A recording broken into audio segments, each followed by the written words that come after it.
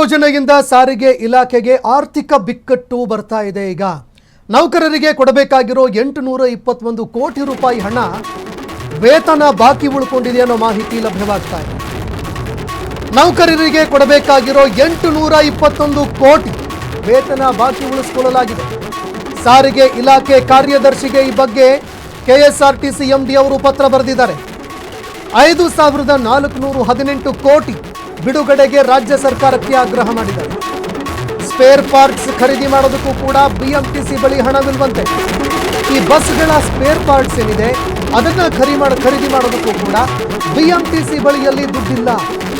ಹಾಗಾಗಿ ಸರಿಸುಮಾರು 5418 ಕೋಟಿ ಹಣ ಬಿಡುಗಡೆ ಮಾಡಬೇಕು ಅಂತ ರಾಜ್ಯ ಸರ್ಕಾರಕ್ಕೆ ಆಗ್ರಹ ಮಾಡಿದ್ದಾರೆ.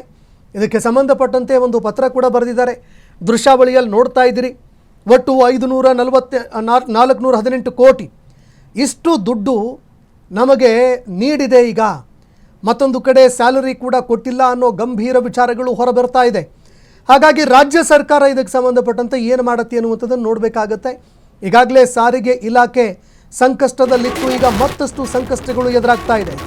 ಶಕ್ತಿ ಯೋಜನೆಯಿಂದಾಗಿ ಸಾರಿಗೆ ನಿಗಮಗಳಿಗೆ ಆರ್ಥಿಕ ಸಂಕಷ್ಟವಾಗ್ತಾ ಇದೆ. ಶಕ್ತಿ ಯೋಜನೆ ಬಾಕಿ ದುಡ್ಡನ್ನು ಬಿಡುಗಡೆ ಮಾಡುವಂತೆ ಪತ್ರ ಬರೆಯಲಾಗಿದೆ. ಸಾರಿಗೆ ಇಲಾಖೆ ಕಾರ್ಯದರ್ಶಿಗೆ ಪತ್ರ ಬರೆದಿದ್ದಾರೆ ಕೆಎಸ್ಆರ್ಟಿಸಿ ಎಂಡಿ ಅವರು.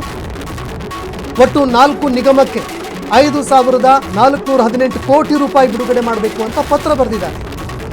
11/6/2023ರಿಂದ 30/6/2026ರವರೆಗೆ ಬಾಕಿ ಇರೋ ದುಡ್ಡೇನಿದೆ ಅದನ್ನು ಪಾವತಿ ಮಾಡಿ ಆ ಹಣವನ್ನು ನಮಗೆ ಈಗ ಕೊಡಮಾಡುವಂತೆ ಕೆಲಸವನ್ನು ಮಾಡಿ. ಪತ್ರದಲ್ಲಿ ಯಾವ್ಯಾವ ನಿಗಮಗಳಿಗೆ ಎಷ್ಟೆಷ್ಟು ಹಣವನ್ನು ಕೊಡಬೇಕು ಅನ್ನುವಂಥದ್ದು ಕೂಡ ಉಲ್ಲೇಖ ಮಾಡಲಾಗಿದೆ.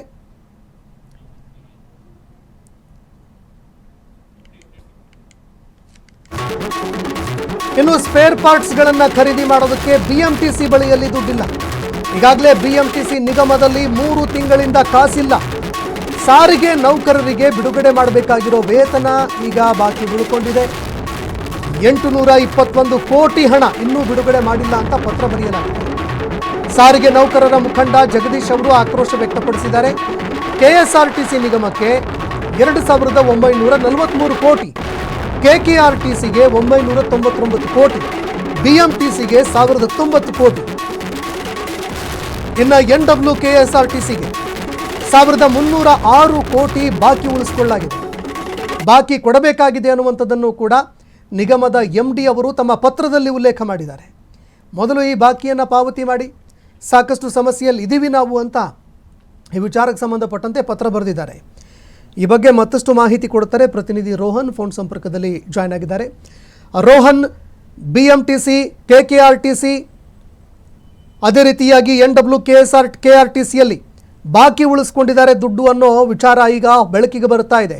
ವೇತನ ಕೂಡ ಬಾಕಿ ಉಳ್ಕೊಂಡಿದೆ ಅಂತಂದರೆ ಆಗ ಆ ನಿಗಮದಲ್ಲಿ ಕೆಲಸ ಮಾಡ್ತಾ ಇರುವಂತಹ ಯಾರು ಒಳಗಡೆ ಕೆಲಸ ಮಾಡ್ತಾ ಇರೋ ಉದ್ಯೋಗಿಗಳಿದ್ದಾರೆ, ಏನು ಮಾಡ್ತಾ ಇದ್ದಾರೆ ಎತ್ತ, ಈ ಬಗ್ಗೆ ಮತ್ತಷ್ಟು ಮಾಹಿತಿ ಕೊಡೋದಾದ್ರೆ. ಸಂತೋಷ್, ಏನು ಶಕ್ತಿ ಯೋಜನೆಯಡಿ ಸಾರಿಗೆ ನಿಗಮಗಳಿಗೆ ಏನು ರಾಜ್ಯ ಸರ್ಕಾರದಿಂದ ಬರಬೇಕಾಗಿರ್ತಕ್ಕಂಥ ಏನು ಬಾಕಿ ಹಣವನ್ನ ಕೂಡಲೇ ಬಿಡುಗಡೆ ಮಾಡುವಂತೆ ಕೆಎಸ್ಆರ್ಟಿಸಿ ಎಂಡಿ ಅವರು ಕೂಡ ಸಾರಿಗೆ ಇಲಾಖೆಯ ಕಾರ್ಯದರ್ಶಿಗೆ ಪತ್ರವನ್ನು ಕೂಡ ಬರೆದಿದ್ದಾರೆ. ಕೆಎಸ್ಆರ್ಟಿಸಿ, ಬಿಎಂಟಿಸಿ ಸೇರಿದಂತೆ 4 ಸಾರಿಗೆ ನಿಗಮಗಳು ಏನು 2023 ಜೂನ್ 11ರಿಂದ 2026 ಜೂನ್ 30ರವರೆಗೂ ಕೂಡ 5418 ಕೋಟಿ ಬಾಕಿ ಹಣ ಬರಬೇಕಿದೆ ಎಂಬ ಈಗ ಪತ್ರದಲ್ಲಿ ಕೂಡ ಈಗಾಗಲೇ ಉಲ್ಲೇಖನವನ್ನ ಮಾಡಿ ಪತ್ರವನ್ನ ಕೊಟ್ಟಿದ್ದಾರೆ ಅಂತ ಹೇಳ್ಬೋದು. ಇದರಲ್ಲಿ ಕೆಎಸ್ಆರ್ಟಿಸಿಗೆ ಸುಮಾರು 2943 ಕೋಟಿ, ಕಲ್ಯಾಣ ಕರ್ನಾಟಕ ಸಂಸ್ಥೆಯಲ್ಲಿ ಇರ್ತಕ್ಕಂಥ 999 ಕೋಟಿ ಮತ್ತು ಬಿಎಂಟಿಸಿಗೆ 1019 ಕೋಟಿ ಹಾಗೂ ವಾಯು ಕರ್ನಾಟಕ ಸಾರಿಗೆ ಸಂಸ್ಥೆಗೆ 1300 ಕೋಟಿ ರೂಪಾಯಿಯಷ್ಟು ಬಾಕಿ ಇದೆ ಅಂತ ಹೇಳ್ಬೋದು. ಏನು ಬಿಎಂಟಿಸಿ 2023-24ರಲ್ಲಿ 205 ಕೋಟಿ, 2004 ಮತ್ತು 2024 ಮತ್ತು 2025ರಲ್ಲಿ 194 ಕೋಟಿ, 2026 ಮತ್ತು 2025ರಲ್ಲಿ 496 ಕೋಟಿ ಹಾಗೂ ಈ ವರ್ಷ 2026 ಮತ್ತು 2027ರಲ್ಲಿ ಕೂಡ 127 ಕೋಟಿ ಸೇರಿದಂತೆ ಒಟ್ಟು 1019 ಕೋಟಿ ಈಗ ಸರ್ಕಾರದಿಂದ ಈಗಾಗಲೇ ಬರಬೇಕಾಗಿರುವಂತದ್ದು. ಈ ಬಾಕಿ ಹಣ ಬಿಡುಗಡೆ ಆಗದ ಹಿನ್ನೆಲೆಯಲ್ಲಿ ಈಗ ಸಾರಿಗೆ ನಿಗಮಗಳು ಕೂಡ ತೀವ್ರ ಒಂದು ಫಿನಾನ್ಷಿಯಲ್ ಒಂದು ಪ್ರಾಬ್ಲಮ್ ಎದುರಿಸ್ತಾ ಇದೆ ಅಂತ ಹೇಳ್ಬೋದು. ಬಿಎಂಟಿಸಿ ಕಳೆದ 3 ತಿಂಗಳ ಒಂದು 3 ತಿಂಗಳಿಂದಲೂ ಕೂಡ ಏನು ಸ್ಪೇರ್ ಪಾರ್ಟ್ಸ್ ಖರೀದಿಗೂ ಕೂಡ ಅಲ್ಲಿ ಹಣದ ಒಂದು ಕೊರತೆ ಅಂತ ಎದುರಾಗಿದೆ ಅಂತ ಹೇಳ್ಬೋದು. ಇದರ ನಡುವೆ ಈಗ ಸಾರಿಗೆ ನೌಕರರ ವೇತನ ಹಿಂಬಾಕಿ ಇರುವುದು 821 ಕೋಟಿಯನ್ನು ಇನ್ನು ಬಿಡುಗಡೆ ಕೂಡ ಮಾಡಿಲ್ಲ. ಈಗ ಸಾರಿಗೆ ನೌಕರರ ಮುಖಂಡರು ಕೂಡ ಈಗಾಗಲೇ ಜಗದೀಶ್ ಕೂಡ ಆಕ್ರೋಶವನ್ನು ವ್ಯಕ್ತಪಡಿಸಿದ್ದಾರೆ. ಮುಂದೆ ಏನಾಗುತ್ತೆ ಅನ್ನುವಂಥದ್ದನ್ನ ಕಾದು ನೋಡ್ಬೇಕಿದೆ ಸಂತೋಷ್. ಈಗ ಮತ್ತೊಂದು ಕಡೆ ಈ ಹಿಂದೆ ಸಾಕಷ್ಟು ಹೋರಾಟಗಳನ್ನು ನೋಡಿದ್ದೀವಿ ನಾವು. ಅಧಿವೇಶನ ಬಂದಂತಹ ಸಂದರ್ಭದಲ್ಲಿ ಸಾರಿಗೆ ನೌಕರರು ಯಾರ್ಯಾರಿದ್ದಾರೆ ಎಲ್ಲರೂ ಕೂಡ ಬಹುದೊಡ್ಡ ಹೋರಾಟಗಳನ್ನು ಮಾಡಿದರು, ಉಪವಾಸ ಸತ್ಯಾಗ್ರಹಗಳನ್ನು ಕೂಡ ಮಾಡಿದರು. ಈಗ ಎದುರಿಗೆ ಅಧಿವೇಶನ ಬರ್ತಾ ಇದೆ, ಹಾಗಾಗಿ ಮತ್ತೆ ಏನಾದರೂ ಹೋರಾಟದ ಹಾದಿಯನ್ನು ಏನಾದರೂ ಹಿಡಿತಾರಾ ನೌಕರರು, ಹೇಗೆ ಇದು?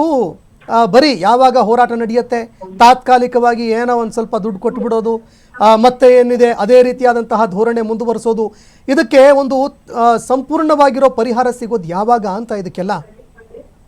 ಸಂತೋಷ್, ಏನು ಈ ಹಿಂದೆನೂ ಕೂಡ ಏನು ಶಕ್ತಿ ಯೋಜನೆ ಕೂಡ ಜಾರಿಗೊಳಿಸಿದ ಕೆಲವೊಂದಿಷ್ಟು ನಿಗಮಗಳು ಕೂಡ ಫ್ರೀಡಂ ಪಾರ್ಕ್ ನಲ್ಲಿ ನಿರಂತರ ಕೂಡ ಹೋರಾಟವನ್ನು ಕೂಡ ಮಾಡಿದ್ರು. ಹೋರಾಟ ಮಾಡಿದಂತ ಸಂದರ್ಭದಲ್ಲಿ ಕೆಲವೊಂದಿಷ್ಟು ಹಿಂದೆ ಸಚಿವರಾಗಿದ್ದರು, ಕೆಲವೊಂದಿಷ್ಟು ಆಶ್ವಾಸನೆಯನ್ನು ಕೊಟ್ಟರು. ಆ ಬಳಿಕ ಕೂಡ ಈಡೇರಿಸೋಕೆ ಸಾಕಷ್ಟು ಕೆಲವೊಂದಿಷ್ಟು ವಿಫಲವಾಯಿತು. ವಿಫಲವಾದ ಹಿನ್ನೆಲೆಯಲ್ಲಿ ಮತ್ತೆ ಅದೇ ರೀತಿಯಾಗಿ ಫ್ರೀಡಂ ಪಾರ್ಕ್ ನಲ್ಲಿ ಕೂಡ ದೊಡ್ಡ ಮಟ್ಟದ ಕೂಡ ಅಲ್ಲಿ ಪ್ರತಿಭಟನೆ ಕೂಡ ನಡೀತು. ಈ ಬಾರಿ ಏನಂತೆ KSRTC MD ಅವರೇ ಕೂಡ ಹೋಗಿ ನೇರವಾಗಿ ಪತ್ರ ಕೊಟ್ಟಿದ್ದರು. ಇದಕ್ಕೂ ಕೂಡ ಇಲಾಖೆಯ ಆರ್ಥಿಕದ ಒಂದು ಫಿನಾನ್ಷಿಯಲ್ ಕ್ರೈಸಿಸ್ ಏನು ಗೌರ್ಮೆಂಟ್ ಎದುರಾಗಿದೆ ಎಂಬಂತಹ ಪ್ರಶ್ನೆ ಸಹಜವಾಗಿ ಕಾಡುತ್ತೆ. ಇಂತಹ ಸಂದರ್ಭದಲ್ಲಿ ರಾಜ್ಯ ಸರ್ಕಾರ ಇಂಥವನ್ನ ಗಮನಿಸಿ ಏನು ವೇತನ ಪಡೆದೆ, ಏನು ಪ್ರತಿ ತಿಂಗಳ ವೇತನ ಪಡೆಯುವಂತವರಿಗೆ ಅವರಿಗೆ ಎಲ್ಲವೇ ರೀತಿಯಾಗಿ ಆರ್ಥಿಕವಾಗಿ ಕೂಡ ಸಫಲವಾಗಿ ಕೂಡ ಫಿನಾನ್ಷಿಯಲ್ ಒದಗಿಸಬೇಕು. ಇನ್ನು ಇಷ್ಟು ದೊಡ್ಡ ಮಟ್ಟದ ಬಾಕಿ ಇರೋದು ಮತ್ತು ನಾಲ್ಕು ಏನು ಸಾರಿಗೆ ವ್ಯವಸ್ಥೆಯಲ್ಲಿ ಏನಿದೆ ಅಲ್ಲ, ದೊಡ್ಡ ಮಟ್ಟದ ಕೂಡ ಹಣ ಬಾಕಿ ಇದೆ. ಇಂತಹ ಒಂದು ಸಂದರ್ಭದಲ್ಲಿ ಸರ್ಕಾರಿ ನೌಕರರಿಗೂ ಕೂಡ ಪ್ರತಿನಿತ್ಯದ ಜೀವನ ನಡೆಸೋದು ಸಾಕಷ್ಟು ಕಷ್ಟ.